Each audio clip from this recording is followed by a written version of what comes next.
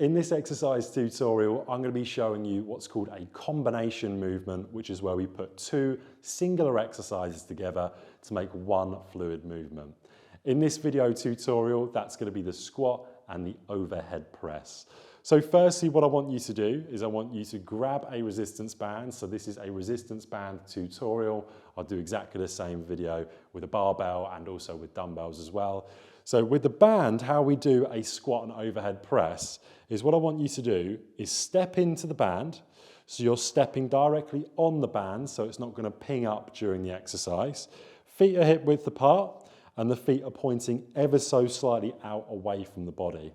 Now, I want you to grab onto the resistance band with your hands shoulder width apart. Okay, so there should be a little bit of band in the middle between your two hands.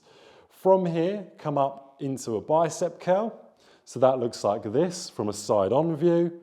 Notice how my knuckles are facing towards the camera. This is really important for later on during the exercise. So firstly, you're going to bring your hips back, coming into the squat, and then your knuckles are going to come up and you're going to overhead press above the body. Then you're going to come back into your squat, knuckles come up and overhead press. When you're overhead pressing, try to keep your elbows in towards the body, try not to flare them out.